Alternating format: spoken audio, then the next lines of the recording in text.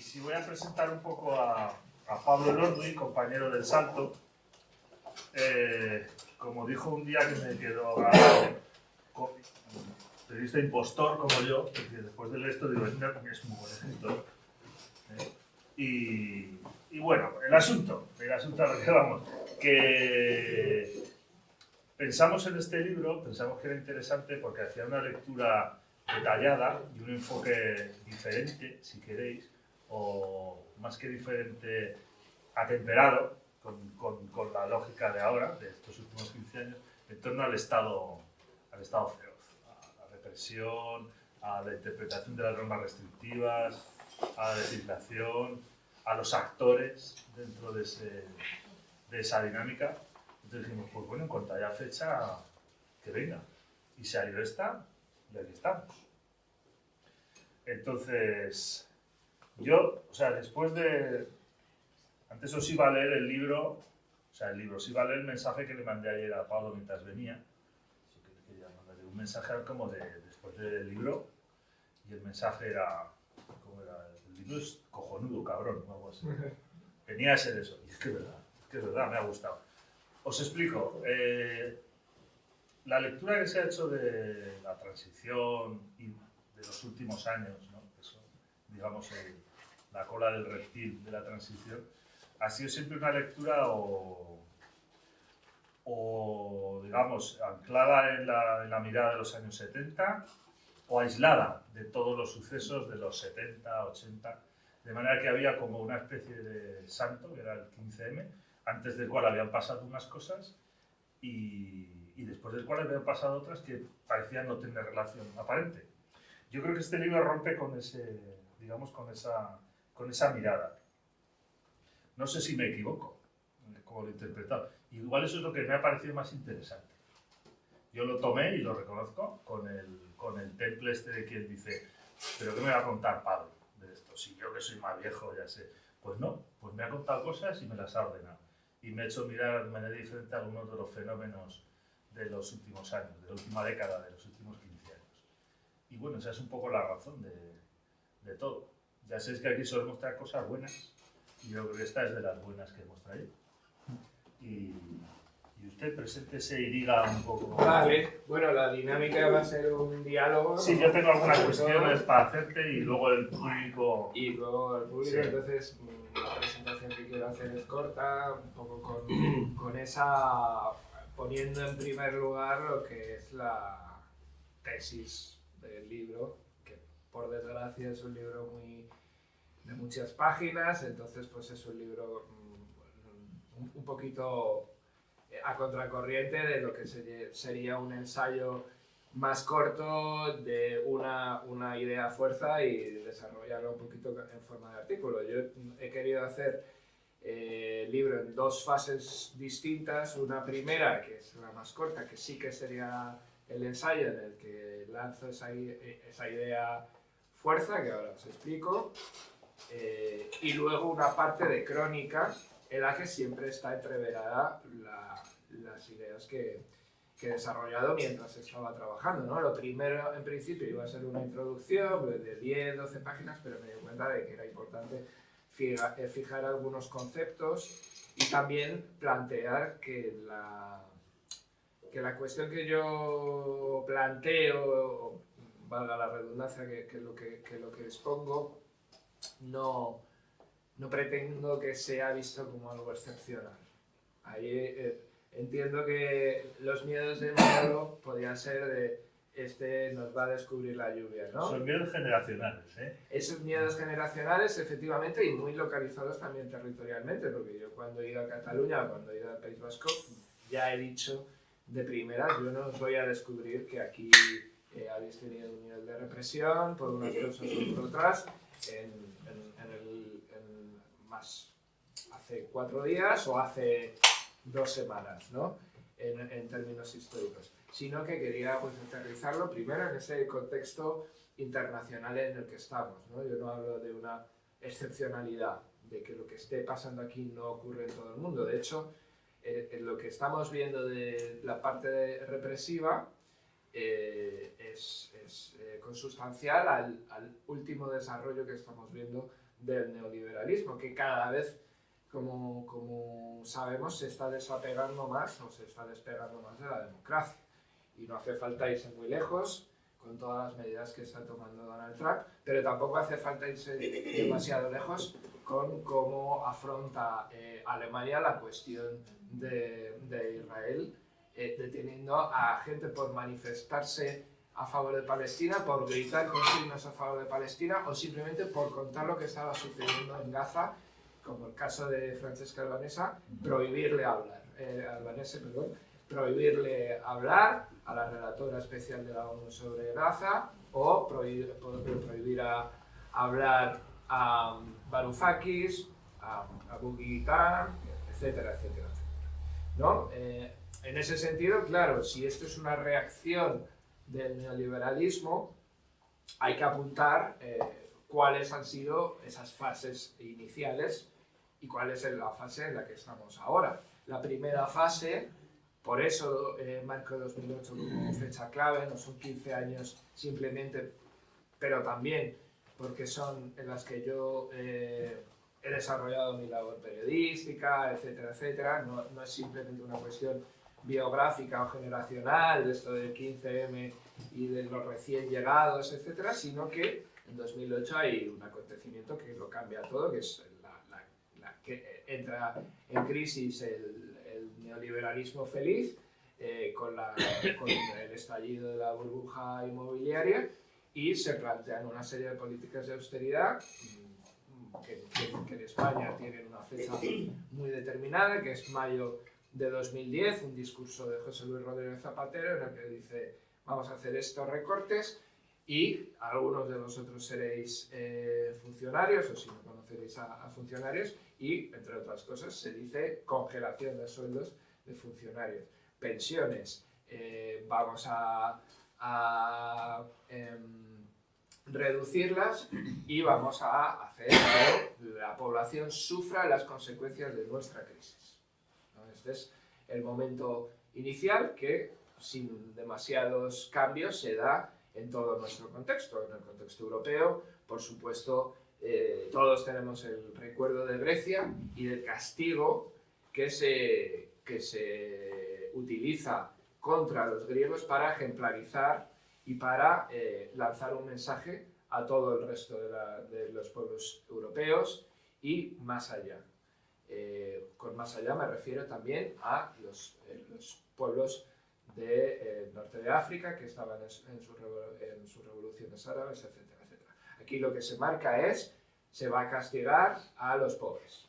No se va a erradicar la pobreza, sino que se va a castigar a los pobres. Y esa política, con pocos cambios, es en la que estamos. Después de la fase de austeridad, la vemos más claramente aún en el tratamiento de la cuestión de los refugiados o de las personas migrantes. La nomenclatura importa, pero sabéis a lo que me refiero. Aquí se trata de militarizar toda la cuestión de las gestiones migratorias, ejemplarizar también a base de la muerte de miles de personas en el Mediterráneo, lanzar un mensaje de castigo que funciona de cara a las poblaciones de fuera, el otro extranjero pasa a ser sospechoso, pasa a ser enemigo.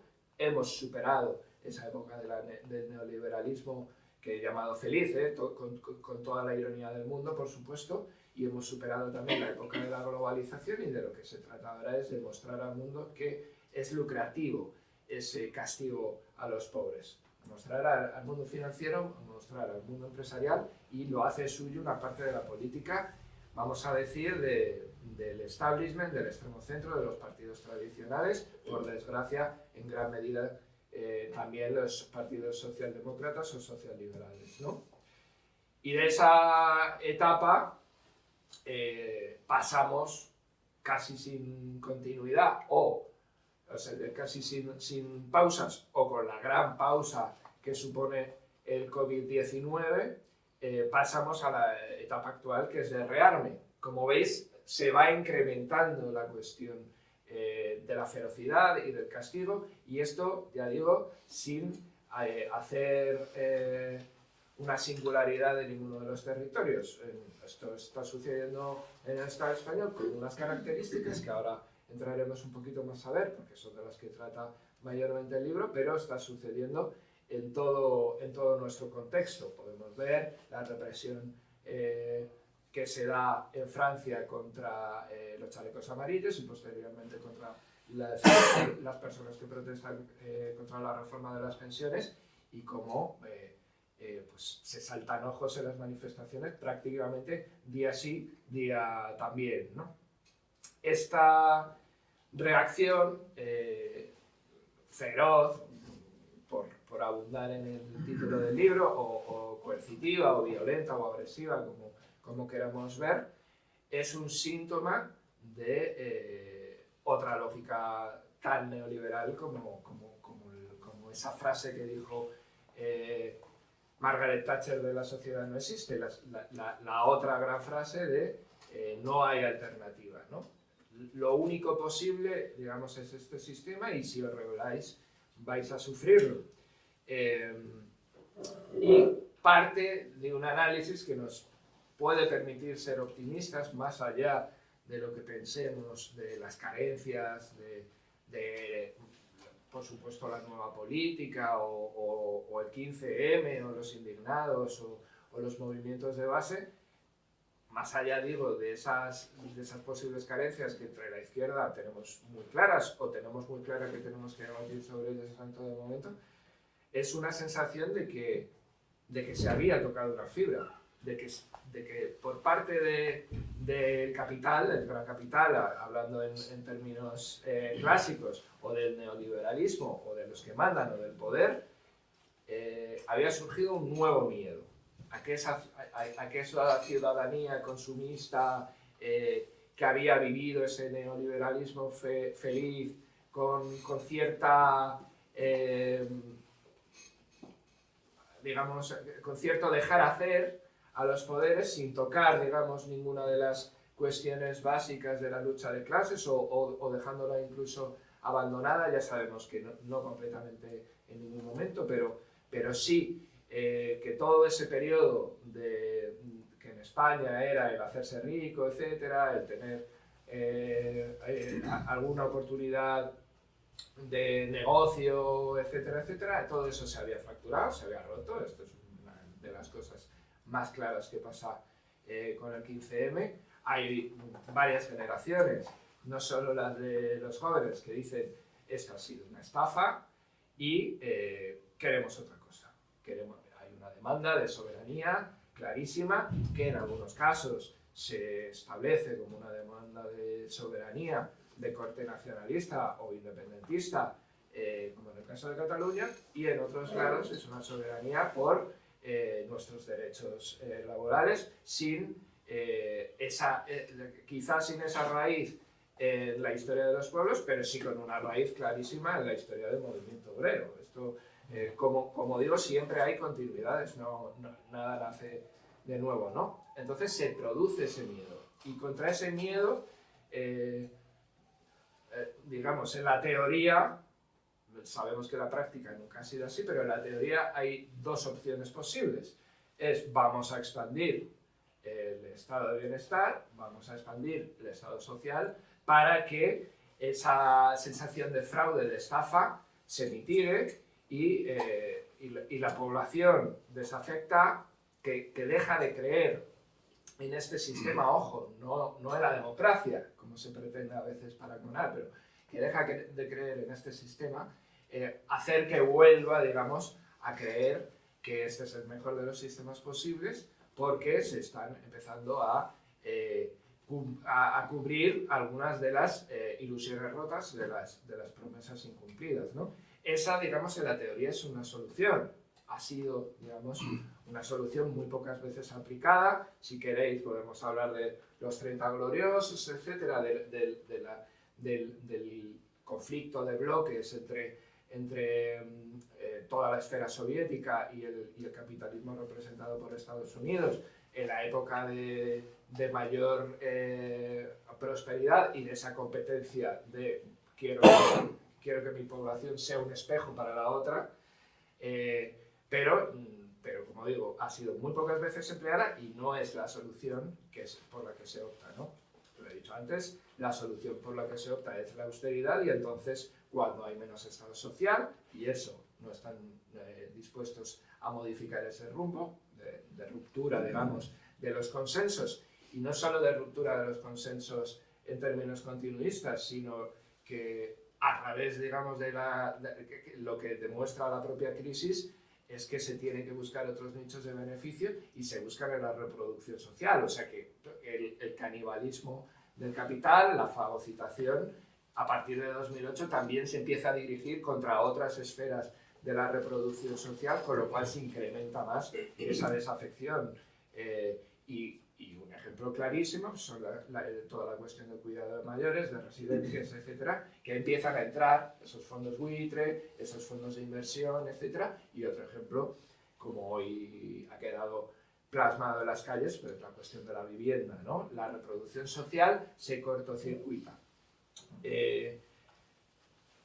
Por tanto, sigue creciendo la desafección, que en el caso de España además toma algunas características propias. Ya he mencionado la cuestión que tiene que ver con la historia, digamos, de la formación centralista del Estado, etcétera, o la deformación centralista del Estado, que tiene su propia, digamos, historia de ferocidad y que vuelve a explicitarse muy claramente, ¿no? Yo, cuando el libro ya entra en la parte de crónica, el momento en el que arranca es el referéndum de Barcelona, de Cataluña, de 2017, del 1 de octubre, que yo estaba en Barcelona, y aquí lo que se ve es eso, es ante una demanda de soberanía que se puede no compartir por parte del resto de la izquierda del país, etcétera, que se puede no compartir incluso por cómo se estaba llevando a cabo de parte de la propia izquierda catalana o de los movimientos de transformación en Cataluña, pero el hecho de que esa demanda de soberanía estaba encima de la mesa es palpable, se podía ver en el 1 de octubre, queremos decidirlo todo, etcétera, etcétera. La respuesta que se da es un despliegue sacado de quicio que lleva a los telediarios internacionales, porque lo que se ve es a cuerpos y fuerzas de seguridad del Estado en sus distintas ramas, Guardia Civil, Policía Nacional y Mossos d'Esquadra, abriéndole la cabeza a gente, digamos, que no formaba parte del prototipo de al que le abre la cabeza en las manifestaciones, ¿no? Se amplía, digamos, esa coerción o esa represión a capas cada vez más y más grandes de la sociedad, ¿no? Como digo, esto en el libro intento, sobre todo en la primera parte, hacer ver que ya, aunque nosotros por deformación, etcétera, nos podamos centrar en precisamente en esos prototipos de gente que estaba más acostumbrada a la represión o que tenía más clara que sus actividades podían ser reprimidas, no es exclusivo. En esta época lo que estamos viendo en la guerra contra la pobreza, en la guerra contra los pobres, mejor dicho, son múltiples facetas que afectan a gente no movilizada, ¿no? Y lo podemos ver desde el tratamiento duro, represivo que se da de personas migrantes que tienen problemas con servicios sociales, que incluso pierden custodia por cuestiones de tipo administrativo, o lo podemos ver en barrios que se quedan sin luz porque se acusa al barrio entero o se castiga al barrio entero en forma colectiva porque se supone que hay cultivos de marihuana, etcétera, y se quedan así a oscuras en ciudades o sea, en barrios de Andalucía, en la Cañada Real, por supuesto, de Madrid, etcétera, etcétera, ¿no? Cuando yo me planteé, digamos, hacer esta historia, obviamente lo primero que que me preguntaba la gente, lo que me decía era, bueno, vas a hablar de lawfare, vas a hablar de estas cuestiones de las brigadas patrióticas, etc. Y sí, de acuerdo, en el libro aparecen, pero yo lo que he querido, o lo que incluso en la investigación más claro he tenido, ha sido que todas estas circunstancias más salvajes o vamos a decir directamente ilegales o criminales, como pueda ser las fake news utilizadas, digamos, para poner pleitos, para tumbar elecciones, o en el caso de líderes catalanes, etcétera, etcétera, son una excrecencia, son solo una parte, es una pequeña parte de un repertorio que va mucho más allá y que en algunos casos es perfectamente legal, digamos, o por lo menos hay alguien que lo justifica jurídicamente que es legal, ¿no? Cuando nosotros hemos visto que el Tribunal Supremo se desdice de una decisión propia en un par de días que tiene que ver con lo que tiene que pagar el Banco de Santander por una serie de impuestos en la transacción de viviendas, y el Supremo echa el freno y dice no, esto que iban a ser una mínima parte de los beneficios del Santander o de los beneficios del BBVA, y esto lo echan para atrás, lo que estamos viendo es una Amazon que la literatura jurídica lo llega incluso a poder justificar, pero un armazón en el que hay una defensa de los privilegios evidente para toda la población, y aún así se decide ir para adelante porque el Estado, digamos, está viciado en ese sentido. El Estado no es un árbitro, sino es el consejo de administración de la oligarquía, ¿no? Entonces, el libro habla de esta manera que se ha tenido de sostener esos privilegios por lo civil y por lo criminal, y también de esas excrecencias, de esos detalles que no dejan de ser graves y que no dejan de ser denunciables, en los que ya se ha saltado su propia legalidad. De lo que trata esto también es de ver cómo el miedo originario, ese miedo a la transformación, no vamos a decir ni siquiera a la revolución, que podía suponer la entrada de nuevos aires de demanda de soberanía en política, etcétera, llámase política del cambio, pero llámase también municipalismo, que tampoco ha nacido con el 15M, etcétera. Ese miedo toma muchísimas facetas también en aquella parte del Estado que con más precisión podemos llamar Estado profundo, que son aquellas administraciones, instituciones u organismos que llevan el no hay alternativa a la práctica, ¿no? Cuando algunos de nuestros compañeros y nuestras compañeras de aquella, igual ahora ya no lo son, pero vamos, que cuando alguna de esta gente de la política del cambio llegó a los ayuntamientos, se encontró con un muro de burocracia, de Estado administrativo, de agentes, digamos, de esa defensa de los privilegios, que le dijo: esto, chico, no es posible, no vais a poder hacer esto y no vais a poder, desde ceder un espacio municipal a un grupo de vecinas hasta transformar un plan urbanístico de calado, ¿no? Eso, digamos, también forma parte del Estado feroz. La última parte del libro, de hecho, habla de ese Estado empresarial que es, digamos, una lógica de poder no incrustada en el Estado, pero con una capacidad de influencia mayúscula, ¿no? Y, digamos, en este repaso también tenemos que considerar algunas de las nuevas características, que esto sí, que yo creo que generacionalmente tiene interés señalarlo, que es la multiplicación del Estado vigilante, ¿no? ¿Y con esto a qué me refiero? Pues obviamente me refiero a espionaje a través de Pegasus, ¿no? Entre otras cosas.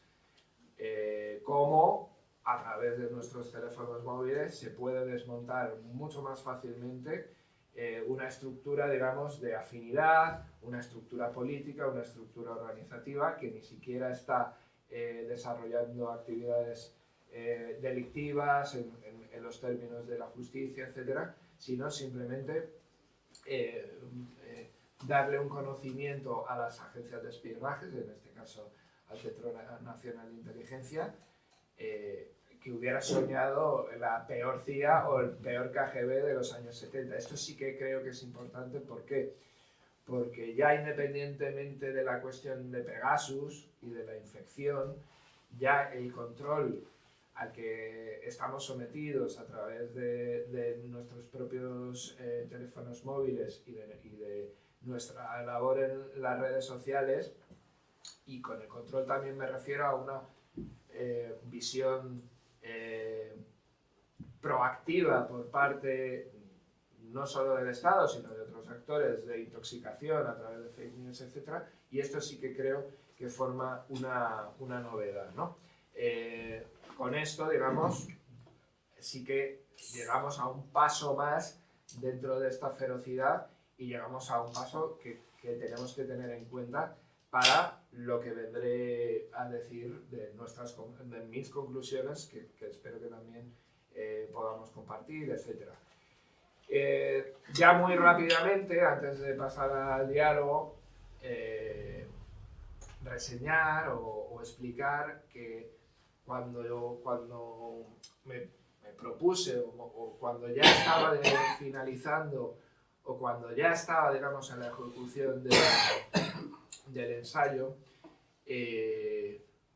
me llegó muy claro, o explicité en mi cabeza mucho más claramente que todo lo que hemos vivido o estamos viviendo de auge de la extrema derecha no hubiera sido posible sin que todas estas facetas, digamos, de coerción, de vigilancia y de castigo se hubieran desarrollado o se hubieran implementado en este momento de crisis, ¿no? Crisis del propio Estado, crisis política, crisis económica, crisis, digamos, de identidad de lo que hemos llamado el régimen del 78 y crisis, por supuesto, para nosotros también a la hora de habernos topado con esto que tantas veces se llama de Leviatán, ¿no? Entonces, si queremos, mi idea es, si queremos entender fenómenos como los de la extrema derecha, no solo Vox, pero también Vox, por supuesto, que tiene además sus ramificaciones tanto en esa estructura profunda del Estado, como en la judicatura, como en medios de comunicación, como por supuesto en fuerzas y cuerpos de seguridad del Estado o en los ejércitos. Si queremos entender cómo eso nace y se reproduce, tenemos que entender que, por ejemplo, detrás de la lógica de la por ellos, que es la que se utiliza en el 1 de octubre, está, digamos, esa perspectiva de crecimiento de un modelo de hispanidad o españolidad agresivo contra el otro, contra el enemigo interno, contra el desviado, contra el enemigo externo, entendido enemigo externo, contra la población migrante y más concretamente contra los pobres migrantes, ¿no? Pobres en el sentido económico, por supuesto. Entonces, cuando a mí me pregunta, pero es un libro que da bajón, que es todo pesimismo y no hay una veta de optimismo, yo lo que quiero decir es, bueno, es que la situación es susceptible de empeorar con este crecimiento de la extrema derecha. Entonces, simplemente saber cómo hemos llegado hasta aquí y saber cómo a partir de ahora podemos actuar para que se democraticen esas instituciones del Estado, que yo sé que habrá gente más cercano al pensamiento libertario, anarquista, que que piensen que es imposible y que hay que demolerlas, etc. Pero en la fase, digamos, en la que podemos también encontrarnos en este momento, hablar de democratización, de rendición de cuentas, de, por supuesto, purgar todas esas excrecencias que decía, pero también actuar, digamos, contra la impunidad de los jueces a la hora de formar sus carreras, ¿no?, en base al castigo, etcétera, etcétera. Cuando nosotros seamos conscientes de eso, y para próximas experiencias organizativas, políticas, ya sean parlamentarias o no, es importante tener esa hoja de ruta. Cuando seamos capaces de eso, vamos a ser mucho más capaces, primero, de desmontar los discursos de la extrema derecha contra los otros, contra los enemigos de la patria, etcétera, etcétera, pero también contra aquellos que hacen que recurrentemente la extrema derecha crezca, ¿no? Que al final son los poderosos, los privilegiados, los que no quieren perder un ápice de ese poder y de ese privilegio. Y desde ahí, digamos, yo he trabajado con esa mirada siempre de cara al futuro y con esa memoria de lo que habéis vivido otras generaciones, lo que yo también he vivido, porque tampoco nací en el 15M, pero con esa memoria que lo único que me dice es que en otros momentos sí que ha sido posible trascender y ha sido posible ganar. Ya no se trata solo de meter miedo a esos privilegiados y esos poderosos, sino actuar de la manera en que nosotros sabemos actuar para transformar la sociedad, para transformar, y que esa parte, digamos, temerosa y que como temerosa reacciona, se vea rodeada y no seamos nosotros los que, como decía Vázquez Montalbán, estamos solos y además rodeados. A mí lo que me llamó la atención mucho, yo cuando vi el título dije, el título es formidable, ¿no? El Estado feroz. O sea, el título del libro es... Pero es que luego leyéndolo me he dado cuenta de que realmente es una caracterización que tú haces. Y además lo explicitas diciendo, yo no estoy hablando del Estado profundo, del Deep State. Estoy hablando de una caracterización distinta, del Estado feroz. Que es lo que te comentaba antes, que hemos comentado cuando veníamos andando. Que, claro, la vieja guardia de las disidencias dice, esto no es el Estado, esto es el Estado. Sí. Esto es el Estado de toda la vida golpeando cuando se ve acorralado, cuando se ve molesto. Pero tú en cambio lo caracterizas, el Estado feroz. O sea, sí, yo tenía muy claro que... O sea, no es un título, es el Estado feroz. Es un tipo de actuar del Estado de toda la vida. Sí, porque lo otro es el Estado social, que digo, o sea, que habrá gente que diga, no, es un oxímoron, ¿no? El Estado no puede ser social o el Estado no puede ser de bienestar. Y eso, digamos, es una parte de la discusión más avanzada. Pero lo que no es avanzado es que todas esas fuerzas no necesitan a la democracia. O sea, la democracia, digamos, es una cuestión dada, que durante la época de bonanza no molesta, el turnismo, el bipartidismo, etcétera, etcétera, pero ellos, y no me refiero ni siquiera a individualidades, sino más bien a inercias, o a ideología, o a poder, ellos ahora mismo están en una situación, además, profundamente influidos por no solo Trump, sino por Netanyahu, por Orbán, etc., en el que la democracia, bueno, pues si no funciona a sus intereses, pues igual es algo accesorio. Es algo accesorio. Y claro, esto contando, digamos, con el nivel de democracia dietética que tenemos, ¿no? O sea, la dosis casi, vamos a decir, lo diré, bueno, la dosis mínima para mantener una formalidad, ¿no? Pero esto, claro, cuando tú estás hablando de democracias y en el caso de Grecia haces un referéndum en el que sale un resultado y llegan unos señores de negro y dicen no, ese resultado no, e imponen a Syriza que se suicide como proyecto político y que Syriza lo haga y que ese suicidio se retransmita a cualquier otro pueblo y a cualquier otra experiencia, ¿no? El cambio de Podemos, por ejemplo, antes de Syriza, después de Syriza, es fundamental, ¿no? Claro, lo que estás diciendo es la democracia dentro de este marco de la Unión Europea es la que nosotros queremos, ¿no? Entonces, ahí es verdad que la cuestión de la ferocidad, lo que podemos discutir es si es consustancial. Lo que no... Hombre, hemos hablado de esto antes, no es tanto consustancial como que hay gente que te puede decir. Es que claro, es que el movimiento sindical siempre ha parecido un estado feroz desde la muerte de Franco. Sí, sí. O sea, aquí se ha desarrollado el movimiento sindicalista de clase y de base, ha sido un objetivo prioritario. Y está el caso Scala, y está el no sé qué, y claro, y lo que tú decías, ¿no? Y en el Ría te dirán, no, si aquí el estado feroz, es que aquí han matado diputados. Sí, pero bueno, pero no es mi hipótesis, pero digo, es un poco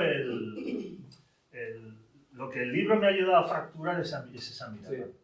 Es esa mirada. A ver, en una de las conversaciones que tuve para el libro, con Joan Garcés, el de Soberanos Intervenidos, el autor de su ensayo, él decía, claro, es que aquí el blindaje es que una cuestión como la llegada de la Segunda República sería ilegal y por tanto no podría suceder. Y ese es el blindaje en el que estamos ahora. Lo que comentas del sindicalismo, esta medida se ha revertido, pero se legisló para que los piquetes pudieran ir a la cárcel, los piquetes de una huelga. Y estamos viendo casos como las 6 de la Suiza, en las que se va a ir a la huelga por hacer un piquete enfrente de una pastelería. Algo que forme más parte del repertorio de acción, en este caso de la CNT, a lo largo de los años, es muy difícil de encontrar, que es patrón despide, 12 compañeros se plantan cada viernes, cada jueves o todos los días delante con una pancarta de este hombre despide. Y eso llegamos a ese nivel en el que además la persona que ejerce de abogado del empresario, en este caso, viene de la Audiencia Nacional y de todo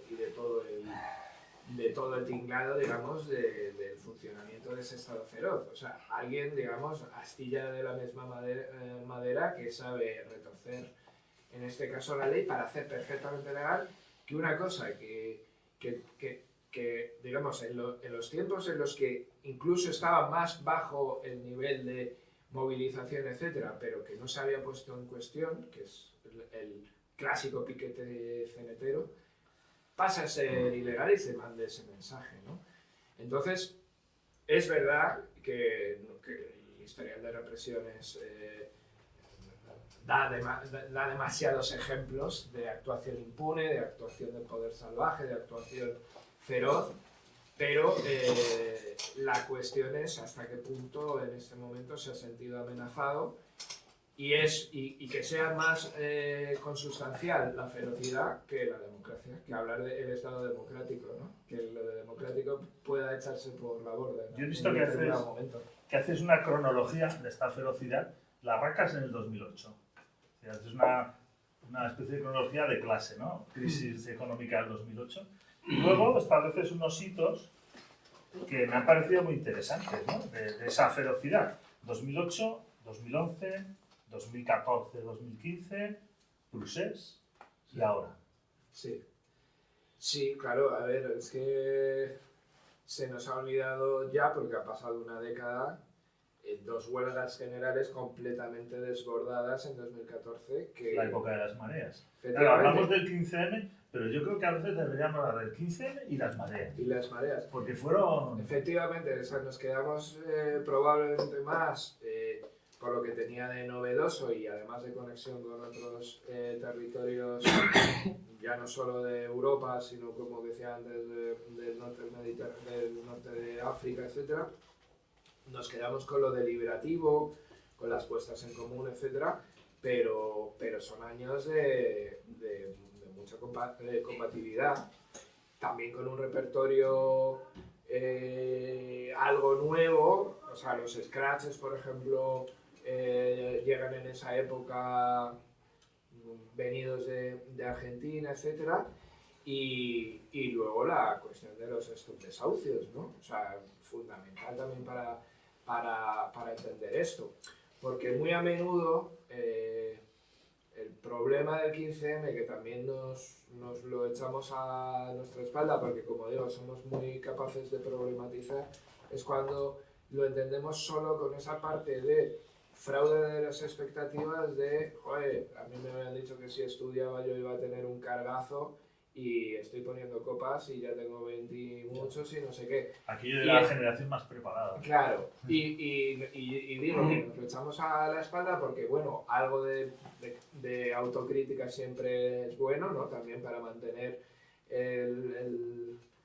la cordura, vamos a decir, pero no estábamos hablando ni mucho menos de eso, estamos hablando de una defensa preventiva y proactiva contra la desposesión que estábamos viviendo, en forma de vivienda, porque el 15M viene, digamos, también de los movimientos de defensa de la vivienda, posteriormente las PA, los stop desahucios, pero también con toda la cuestión que tiene que ver con las pensiones, o sea, es que, y las reformas laborales, ¿no? Que vienen en esa época, o sea, que sí que entronca con la más pura lucha de clases, y si la llamamos 15M, digamos, es porque arranca en ese momento, pero... Sí, porque igual es la referencia más simple también para... Claro, pero que no se trataba solo de una cuestión de no hemos sido invitados a la fiesta del neoliberalismo, sino el neoliberalismo nos está dando golpes en el lomo y lo vamos a pagar durante mucho tiempo como lo estamos pagando, porque claro, ahora la deuda ha dejado de ser un factor, pero durante muchos años ha sido, digamos, lo que ha pesado en los presupuestos. Ha sido el eje. Claro. Entonces, ahí... la narrativa presupuestaria estaba ahí. Sí, sí. Y ahora entramos en una narrativa en la que vuelve, digamos, el factor de apretarse el cinturón porque necesitamos comprar más cazas. Luego he observado también en el libro que le das una importancia definitiva al procés, sobre todo en el desarrollo, en la implementación de un neonacionalismo español, sí, que vendría a ser el de siempre, pero con algo más. Sí. Algo más. Explica ese algo más porque me llama mucho la atención. El a por ellos, ¿no? Sí. Es un poco ahí, me gustó. O sea, mucho. el nacionalismo español como eje, como una vertebral de la formación política, de muchas formaciones políticas, es evidente, es histórico. Pero aquí hablamos de otro fenómeno, de ese a por ellos, de esa reivindicación cultural, si quieres, de esa reivindicación de un imaginario propio, adaptado a los tiempos. Sí, sí, y de la bandera arrojada contra los otros, ¿no? O sea, hay un momento en el que cuando yo hablo esto de la España feliz, de Zapatero y demás, que tiene lugar, que es casi un suspiro, porque ya llega 2008 en la segunda legislatura de Zapatero y ya eso le marca completamente, pero en el que la bandera, pues a través de los éxitos deportivos, etcétera, se resignifica. Se resignifica y digamos, había sido aceptada o adoptada por muchas capas de la población sin mayor problematización, ¿no? de ello. Y sin embargo, cuando reaparece, digamos, ya fuera del contexto deportivo, etcétera, es en esa reivindicación de la mano dura contra Cataluña, la España de los balcones famosa, ¿no?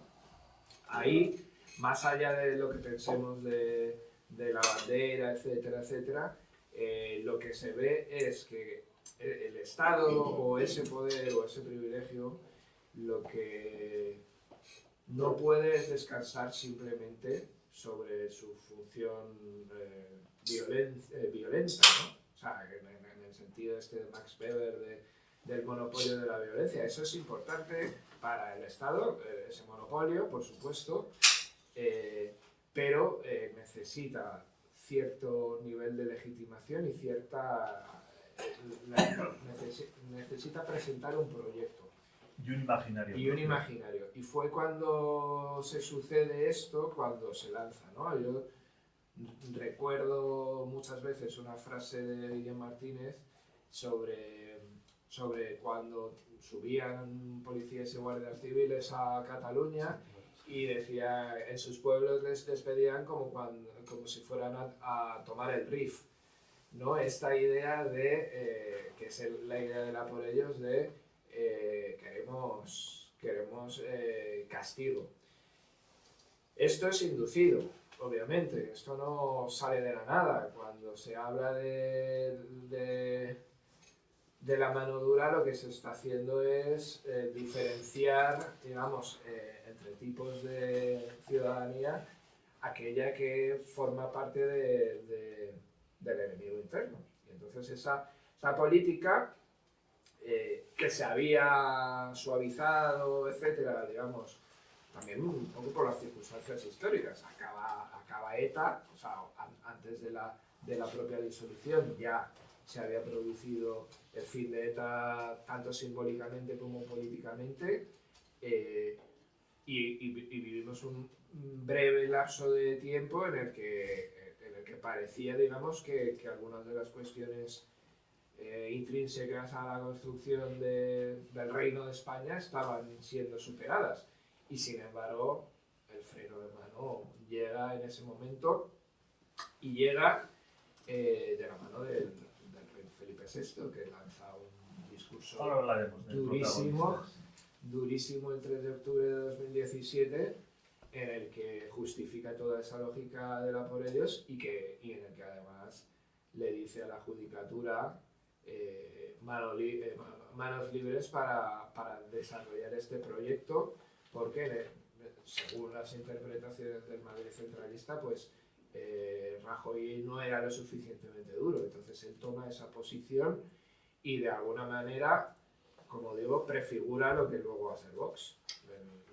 No es entendible Vox sin la cuestión de Cataluña, incluso aunque ahora estén pasando más de puntillas sobre la cuestión de Cataluña y apunten al enemigo, digamos, internacional, que es el musulmán. Vamos, es el otro más otro. El otro histórico. Más otro y la población migrante, por supuesto. Lo que me llamó la atención también es que cuando terminé de hacer el análisis, de pronto dije, ostras, no sale las tres letras que han caracterizado la transición española. ETA, no sale nada. Digo, no. Ha desaparecido el conflicto vasco ha desaparecido como otro vórtice de creación de... Hombre, aparece... Sí, que aparece, que no digo que falte, digo que en el análisis que yo he hecho, sí, de todo, digo, hostia, aquello que era lo que condicionaba todo, no está. No está porque yo creo que desde nuestro punto de vista... No está probablemente porque el conflicto que generaba ha sido sustituido por otros agentes.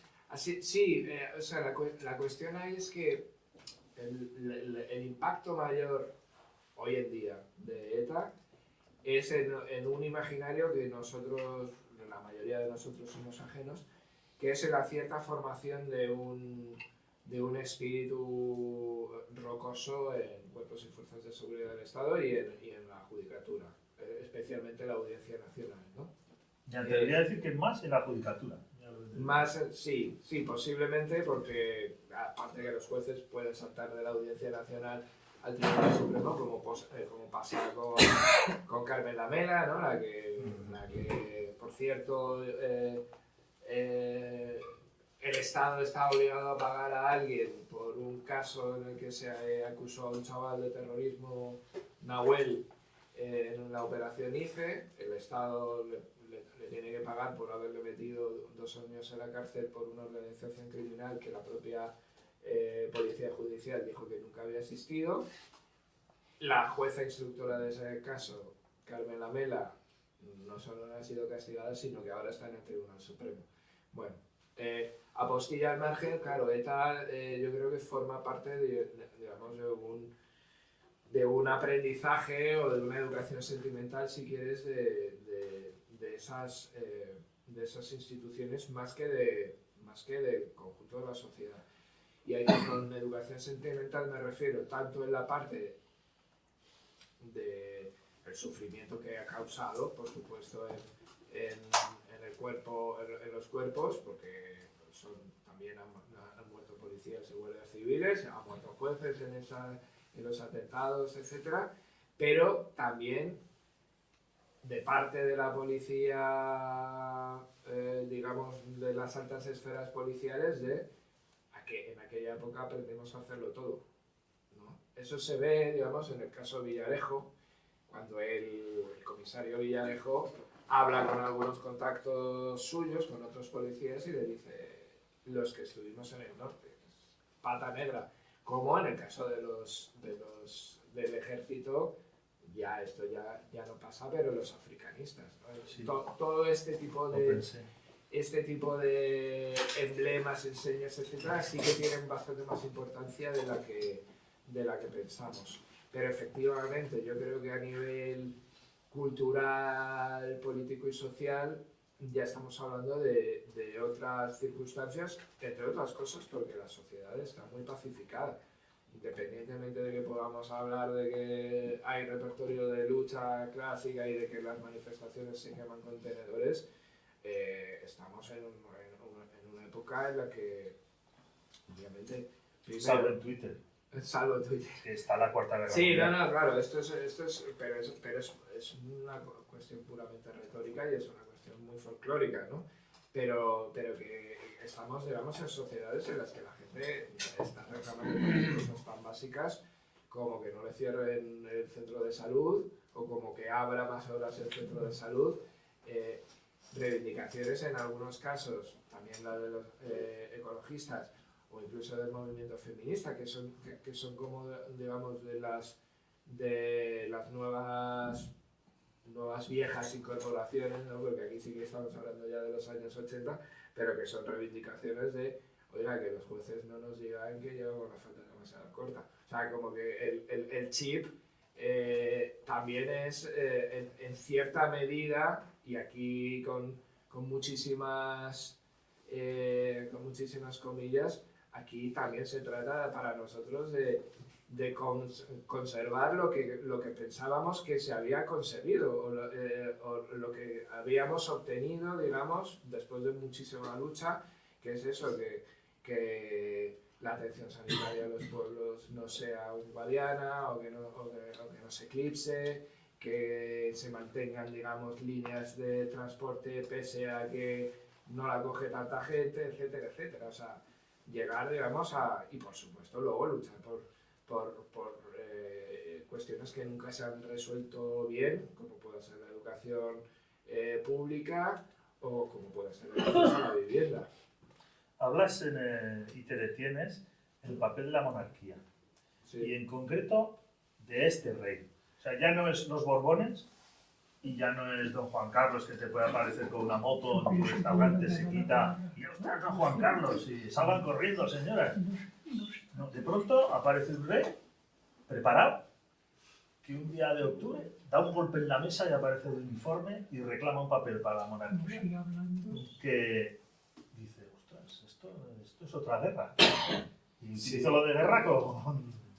Sí, es un rey completamente diferente. Es un rey que rabió. Su función, sí.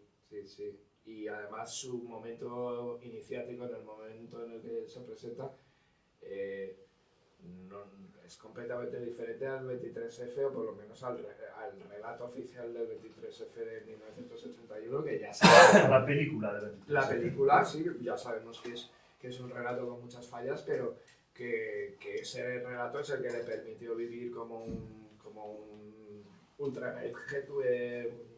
rico. Como un rey. Entonces, sin embargo, es el rey de la austeridad, ¿no?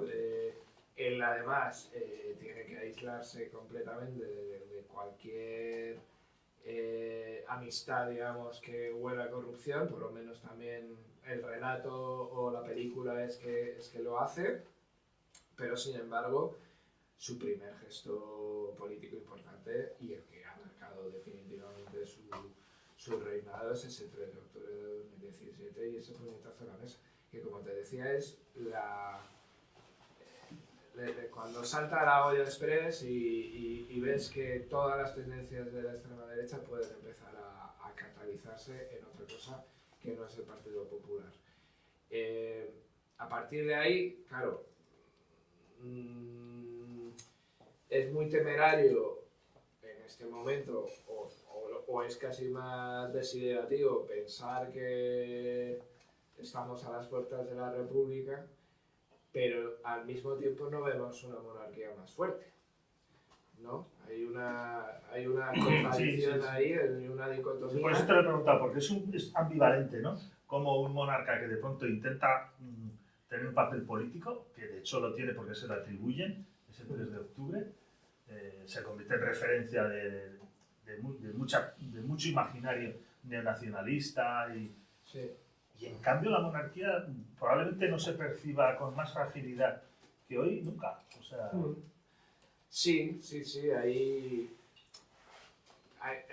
cuando nosotros en su momento hicimos una encuesta que era, digamos, la más ambiciosa en años sobre la monarquía, etcétera, se veía claramente algo que tiene cierta lógica. Bueno, algo que tiene toda la lógica, que es en Cataluña y en el País Vasco nunca va a alcanzar una base mínima de popularidad. Sí, pero eso es un histórico. Un histórico además constatado, me acuerdo, en el referéndum de la OTAN, Cataluña, Comunidad Autónoma Vasca, Navarra y Canarias.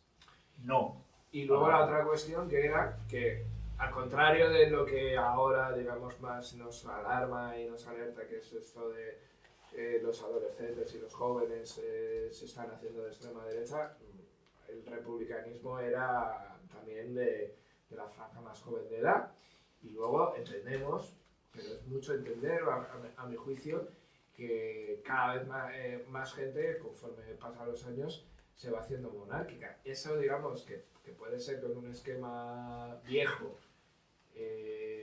puede ser, digamos, un pensamiento lineal de, bueno, no, ya cuando te haces un poco más mayor dices, bueno, que se queden las cosas como están, etc.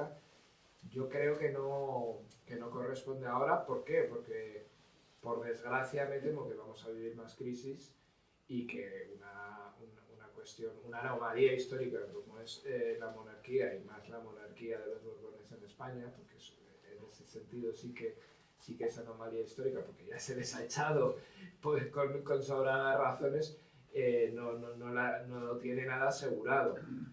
Incluso creo que también va a haber, ya está habiendo de hecho tendencias de la extrema derecha antimonárquica.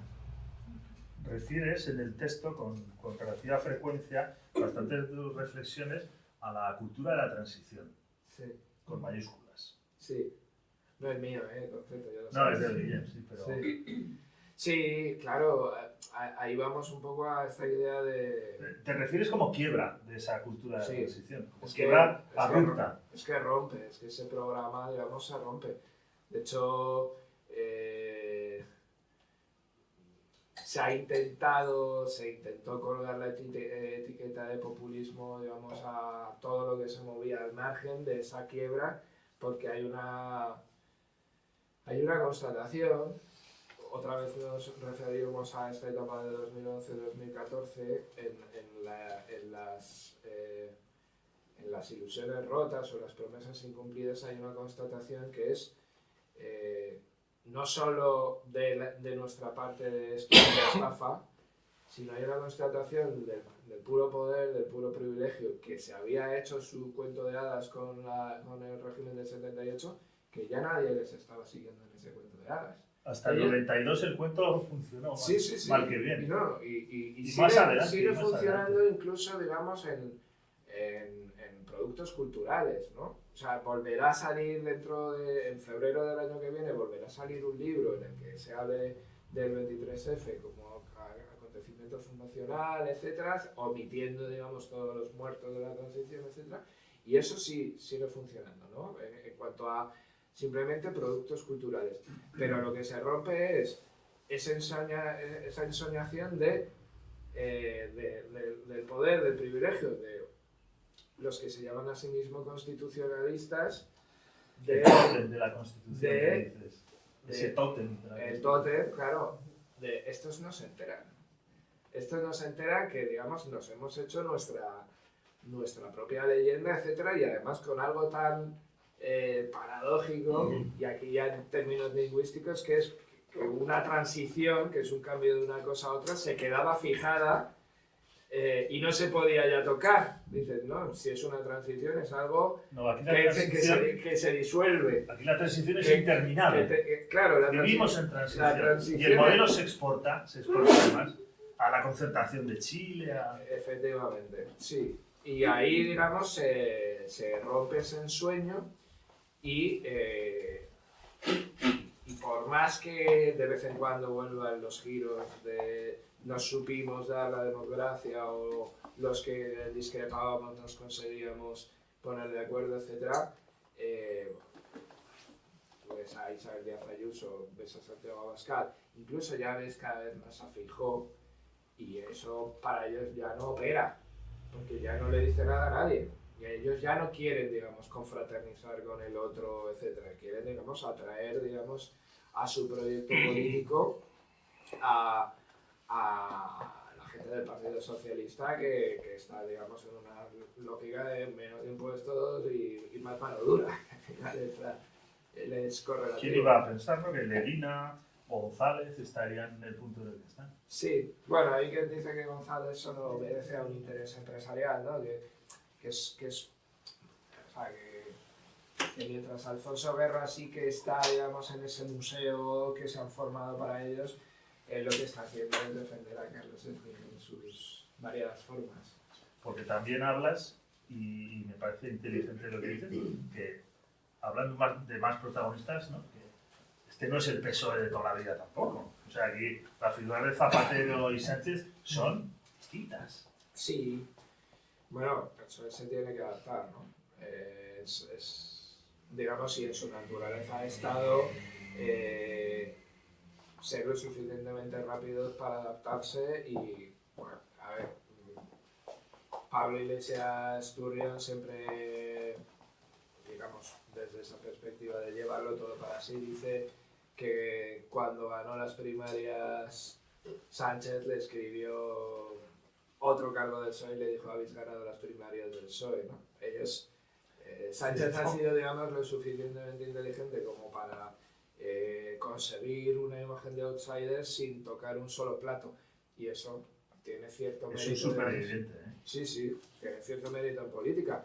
Lo que pasa que, claro, sin tocar un solo plato puedes pasar a la historia, digamos, por tu instinto de supervivencia, no por haber transformado. ¿Y el Estado feroz qué piensa? ¿Qué crees que piensa? Pues ahí hay mucha al división, respecto, ¿no? Porque es que cada año porque ahora presentan tampoco récord de beneficios. Claro.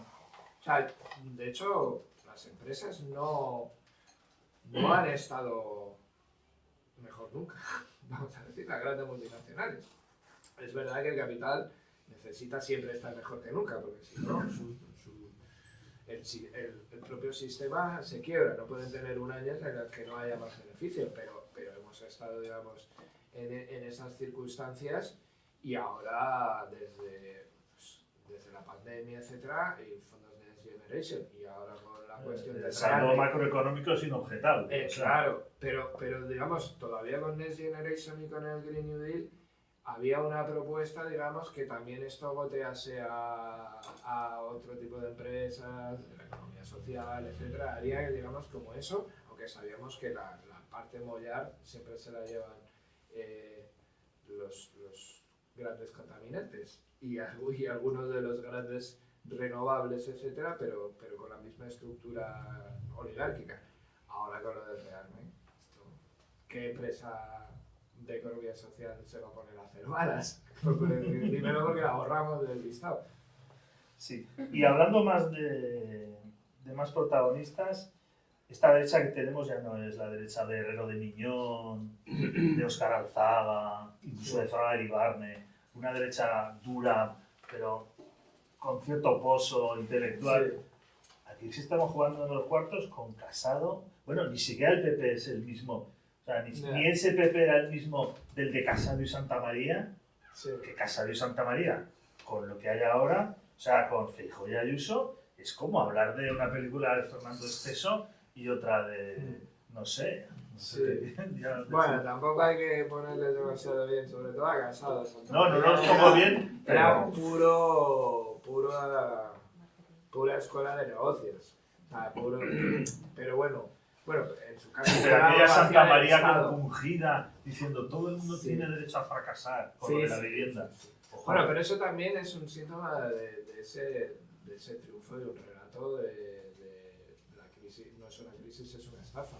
Igual que lo de Sánchez, ¿no? O sea, tienen que, o sea, como que, no es que sean sensibles, es que tienen el suficiente miedo como para actuar, en ese caso, digamos, bastante teatralmente, ¿no? La cuestión aquí, y por desgracia esto yo también lo extiendo, digamos, a la política de izquierdas, por lo menos a la política de izquierdas en el Congreso, etcétera, etcétera, es que se ha pasado, digamos, de intentar dotar a los partidos o rodearles de intelectuales a que simplemente es una cuestión de comunicación. Tú necesitas grandes estrategas de la comunicación, spin doctors, etcétera, etcétera, y ya, digamos, ha quedado obsoleto eso del siglo XX.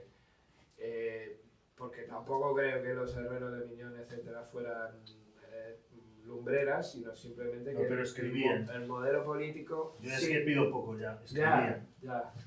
Sí, eso de ser agrafos... Uno mataba, pero tenía el Estado en la cabeza. Sí. Entero, decía Fraga Iribarne. El Estado en la cabeza. Y viendo el volumen que tenía, no lo dudo. Sí, lo tenía un buen melón.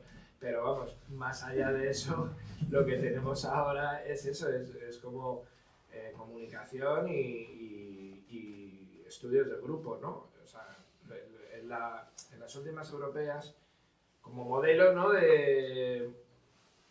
Hablando solo, digamos, de los partidos de eso que se llama extremo-centro, ¿no? En las últimas elecciones europeas decían que Ursula von der Leyen había dicho: ¿cuál es el primer problema para los europeos?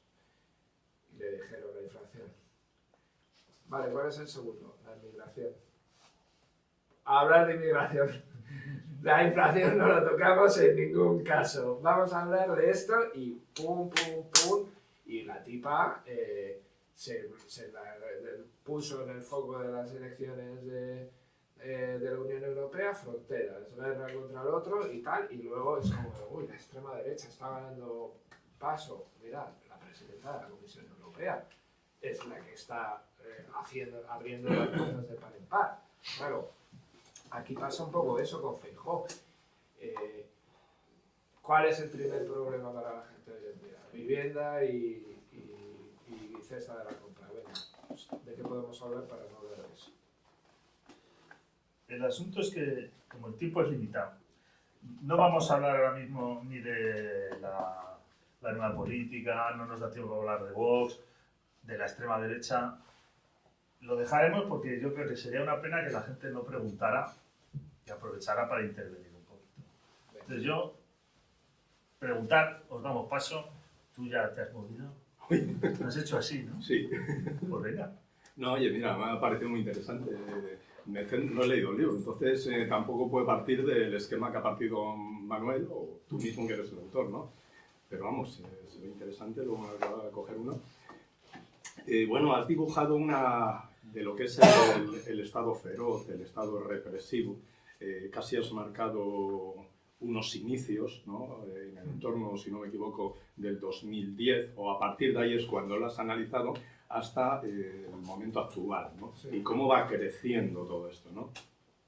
Entonces, bueno, también has comentado aquel neoliberalismo, bueno, yo casi lo sitúo en el comienzo del neoliberalismo, el antiguo capitalismo que teníamos, en el cual éramos el espejo, por ejemplo, la Europa occidental el espejo en el que había que ser un capitalismo generoso para que los del otro lado nos viesen y cómo hemos ido degenerando de aquella felicidad consentida al estado actual, ¿no? Pero claro, casi desde mi punto de vista, lo que hemos hecho en el Estado español es casi socializar el sufrimiento, socializar la represión del Estado hacia el conjunto de todo el Estado. Digo esto porque, bueno, yo he estado viviendo, he crecido, he estado toda mi vida en Euskal Herria, ¿no? Y bueno, yo pasé toda mi juventud, yo me he estado moviendo en el entorno de la izquierda del Chale, yo he estado militando en Gestoras por Amnistía, y yo tengo una escuela que, si quieres que te cuente, de antes, pero claro, esto es una represión focalizada en un grupo concreto, Sí. ¿no? No era el Estado en general, ¿no? Pero la escuela que había allí de represión de lo que era el Estado, antes habéis hablado de ETA, has hablado de los atentados, bueno, en aquellos años también hubo 85 personas que morían por un disparo fortuito en un control policial, personas que las ajusticiaban directamente, que aparecían en la Fodelundier muertos, que se caían de la tercera planta de la comisaría de Bilbao, etcétera, etcétera, ¿no? Y bueno, y los chavales que, como algún compañero mío de estudios, cuando yo tenía 17 años, pues aparecía al día siguiente y le habían grabado con cuchillos la palabra GAL, ¿no? Aquí en el vientre, ¿no? Esto era el día a día, o pasaba una tanqueta y no iba por los vascos malos. Si estaban un poco de aquel día, pues por la mirilla disparaban a la mujer que venía con el cesto de la compra y veías las manzanas por ahí rodando. Aquello era muy macabro, ¿no? Por eso, cuando has comentado, has sido muy certero cuando has comentado aquello que decía el comisario Villarejo sobre los que estuvimos allí, ¿no? Y bueno, también es cierto esto de que esa represión feroz, porque aquello fue una represión sangrienta, ahí había muertos, ¿eh? Aquello, bueno, de hecho se llamaba una guerra, ¿no? Manuel también ha estado viviendo en Navarra y, bueno, y en Pamplona y sabe muy bien de lo que hablamos. Y bueno, luego vino posteriormente contra el movimiento insumiso, también la represión. Estamos hablando del año 88, 89, 90 aproximadamente, cuando estuvo en la cúspide. Pero es que el gobierno de Felipe González, con su amigo Carlos Slim, entonces creo que estaba de presidente en México, estaba Ernesto Zedillo, Sí. trató de exportar esta represión. La experiencia vasca la trató de exportar cuando el levantamiento zapatista. Hay un comunicado del EZLN, comunicado oficial, en el cual el propio EZLN, años después, delata todo esto. Y delata como un emisario del gobierno español hizo las propuestas en el Palacio de los Pinos, hizo la propuesta al gobierno mexicano de que nosotros os podemos asesorar en esto, en lo de crear una contra para lo que era la guerrilla zapatista, ¿no? Crear una contra, y esto es muy fácil, y nosotros tenemos mucha experiencia y os podemos asesorar en esto. Entonces yo, la única puntualización quizá iba dirigida ahí. Sí, estoy de acuerdo que hay una fecha más o menos que podemos delimitar en el tiempo en el cual la represión empieza a crecer y empieza a socializarse en todo el Estado. Sí. Pero que el Estado ha sido siempre represor y muy represor. Totalmente. Sí, sí, sí. Incluso, claro, el libro habla de Local y del batallón vasco español y de la impunidad desde los años, bueno, desde siempre, porque al final es lo que yo no podía hacer, pero que sí que tenía presente que estamos hablando de cuestiones que ni siquiera vienen del franquismo, que vienen de antes. O sea, asesinatos en comisaría, desapariciones, etcétera. Esto son prácticas, digamos, que están en el ADN de un Estado y tampoco en ese sentido el Estado español es una isla. Francia lo hizo con Argelia, ¿no? Y de hecho algunas de las cuestiones de métodos de la contrasubversión, ¿no? Que llamaba Andrés Casinello, de la zona especial norte, etcétera, algunos vienen del Mossad. Entonces, sí, yo desde luego yo no quiero tampoco que quede como que mi planteamiento es que la represión empieza en 2008 o en 2014, en estas sí más esa idea de se socializa. Quizá puedes decir, no, en un nivel menor, ¿no? Hay menos asesinatos políticos. Pero bueno, sigue habiendo muerte en comisarías, sigue habiendo muerte en cárceles y sigue habiendo... Donde no había, en las fronteras. Y ahora está efectivamente en las fronteras y en cárceles en las fronteras, ¿no? Y apunta que va a crecer. Y todo apunta que va a crecer. Claro, aquí y luego está esa otra faceta de la que habla de cómo eso se exporta y luego también cómo eso se privatiza, que ahí es muy interesante la investigación que hicieron Ana María Pascual, Carlos Enrique Bayo y Patricia López para Público de las ramificaciones de esta policía patriótica. Muchos de ellos venían de esa contrasubversión o incluso, digamos, de los circuitos de González Pacheco, etcétera, etcétera, cómo se han colocado en la empresa privada.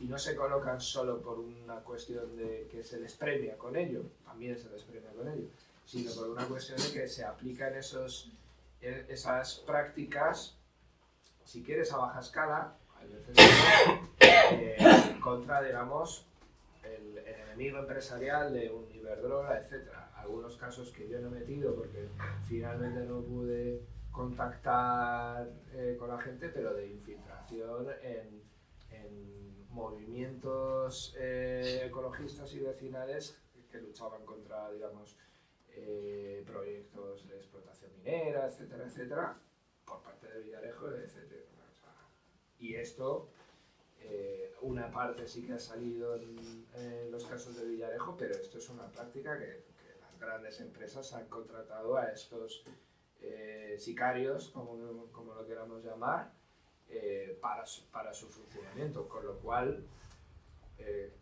como ya te digo, hay doble dirección, se premia y a la vez se utiliza esto para la propia reproducción del privilegio del poder. Sí o no. No sé, yo espero no meter mucho la pata porque además no he leído el libro, obviamente, no dejo mucho nada más. Pero a mí en el planteamiento me entran dudas, ¿no? Sí. O sea, primera duda, yo creo que si hay un Estado feroz es porque hay un capitalismo feroz, ¿no? Y que es más, ahora no solo es feroz el capitalismo aquí en España, el capitalismo está en un momento de ferocidad o de aumento de la ferocidad en todo el mundo. Sí. Estamos en un estado de guerra. O sea, fíjate la ferocidad de una comisaria de la Unión Europea diciendo que nos vayamos preparando un kit de supervivencia, ¿no? Hostia, pues un nivel de ferocidad considerable, ¿no? ¿Qué nivel de ferocidad un Estado, o sea, un gobierno que habla de que se está llevando palos de esa ferocidad, pero que se niega a llevar al Parlamento el que se vote el aumento de los gastos militares? Tocando un poquito lo que es la Constitución, el artículo 68, quiero decir, depende del uso que se hagan de esos gastos militares, pero el artículo 68 dice que es que cuando se va a una guerra, y los gastos militares es para la guerra que están preparando, eso hay que pasarlo por el Congreso, ¿no?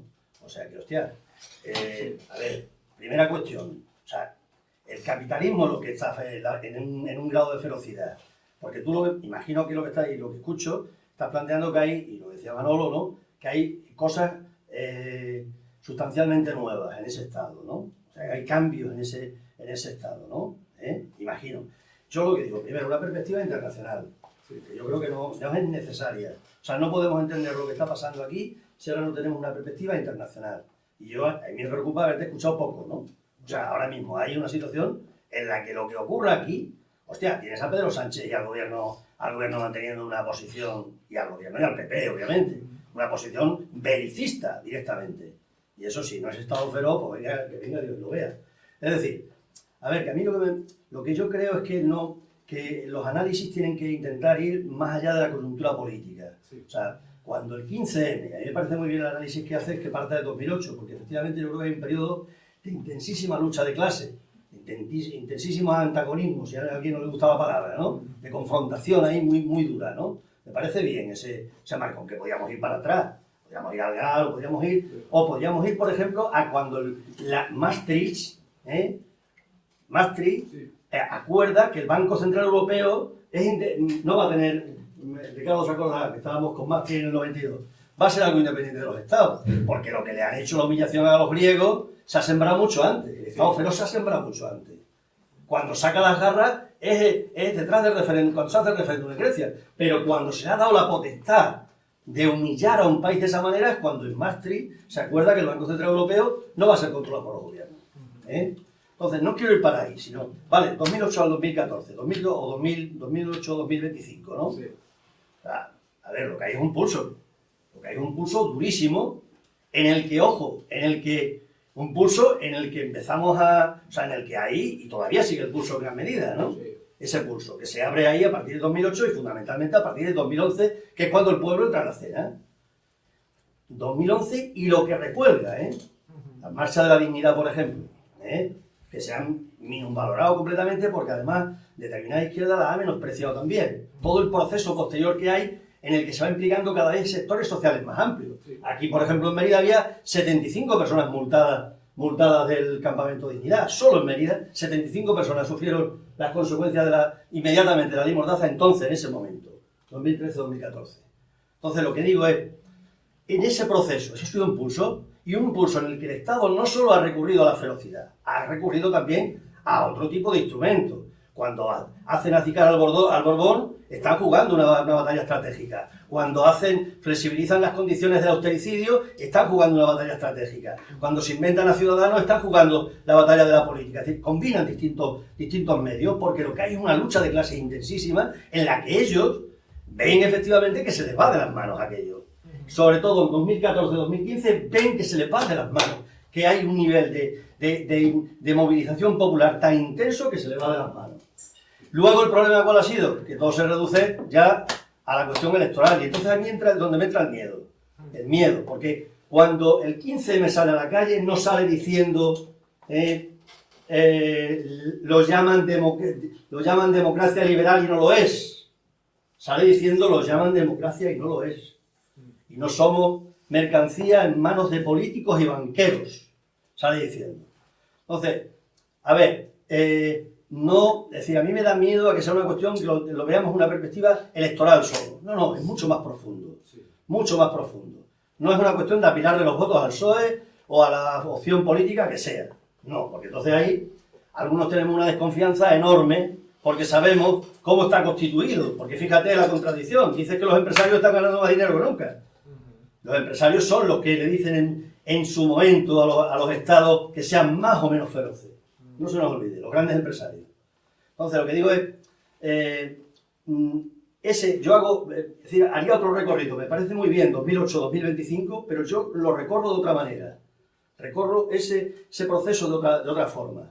Y, por ejemplo, veo, también, es decir, ¿qué gente qué gente se alarmó cuando metieron a Andrés Bódalo o a Alfón en la cárcel?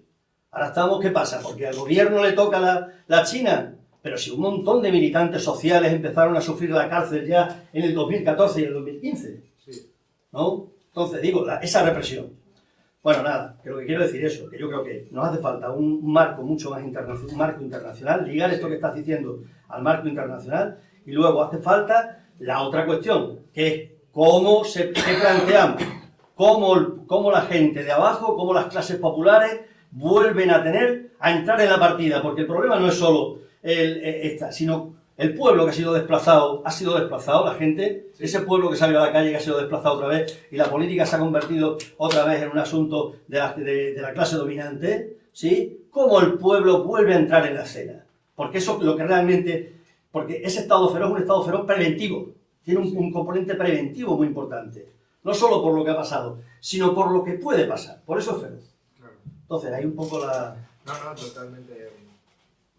El análisis es estupendo. Sí, yo no digo que arranque, digo que se acelera la cuestión. No arranca con 2008, porque esto, como digo, es una de las... Es más consustancial al Estado, ese nivel de violencia que el sistema democrático. Entonces, cuando yo hablo de acelerar es por una tendencia internacional. Entonces, también creo que pasa en los años 70. O sea, no es solo la transición española por la muerte de Franco, es porque había tenido lugar la revolución de los claveles en Portugal y porque había tenido lugar en mayo del 68 en todo el mundo, no solo en París. Entonces, toda, digamos, ese laboratorio de represión que en los 70 también pega un petardazo para arriba y llega, digamos, en la peor forma posible a Euskal Herria, ese laboratorio también viene de circunstancias externas. Incluso la propia represión, digamos, se aprende en Estados Unidos. O sea, las cuestiones que empiezan a introducir en la guerra sucia, etcétera, eso viene de la CIA, etcétera, etcétera, ¿no? O sea, siempre hay una conexión con lo internacional y eso creo que en el libro sí que está determinado. La otra idea del capital es clarísima, porque cuando además en el momento en el que estamos ahora del desarrollo del capitalismo, de lo que se ha llamado la emancipación de los millonarios, ¿no? Esta ilusión de que se pueden desconectar ya definitivamente de la realidad de sus territorios. Aquí lo hemos visto con el caso de Ferrovial, ¿no? Que es como la curva perfecta de ser un monopolio que nace gracias al franquismo a irse a los Países Bajos, porque se supone que ya no quieren saber nada de España, cuando la obra pública es la que está haciendo aquí con el favor de los distintos gobiernos, ¿no? Entonces, todo esto siempre es todo eso es relacional. Lo otro que planteas es la pregunta que yo estoy haciendo en todas las charlas, es, vale, ¿cómo salimos de aquí? Porque obviamente sabemos que cuando nos manifestemos y cuando más miedo tengan, nos van a volver a pegar o a multar, como dice lo del campamento de dignidad, etc. O vamos a tener a los jueces buscándonos la vuelta para que ya no sea solo una multa, sino que pasen casos como el de Bódalo, el de Alfon, el de la Suiza, el de los 6 de Zaragoza, etc. No creo que nadie sea inocente, entonces no tiene que ver con vamos a despertarnos, etcétera, del sueño de un Estado que pensábamos que era democrático y que lleva a cabo estos abusos. Pero sí que creo que también cuando nosotros nos ponemos, digamos, en el análisis de la situación, muy a menudo pensamos, no, a lo que le importa a la gente son solo las cuestiones materiales, salario, pensión, vivienda, etc. Ya, pero es que si no se da esta democratización, no es posible que las cuestiones materiales den un giro, digamos, que pase de lo simbólico. O sea, si no se consigue, digamos, como decía antes, democratizar las instancias, por ejemplo la judicial, lo otro, digamos, va a depender siempre de los ciclos. Y como decía, claro, los ciclos en algunos momentos pueden ser un poquito de relajamiento de la austeridad. ¿Por qué? Porque lo hemos visto con la pandemia, ¿no? Pero la mano dura está y el apretar el cinturón va a volver a estar. Ya nos lo han anunciado, ¿no? Otra cosa es que el gobierno progresista esté intentando hacer otra vez el juego de thrillers de no va a suponer recortes. No, va a suponer recortes si tenemos que gastar más en armas porque el presupuesto da para lo que da. Y esto lo sabe cualquiera, digamos, que sepa sumar. No me refería a sumar en este caso. Bueno, llevamos hora y media. Yo creo que si seguimos hablando no vamos a tener que comprar el libro. Y el trasfondo último de esto es que Pablo es mi amigo y quiero que venda. Eso es fácil. Pues se nos han quedado tantísimas cosas en el tintero que yo creo que depende de la intensidad del aplauso que den ahora, veremos si vuelve eso o no. Venga.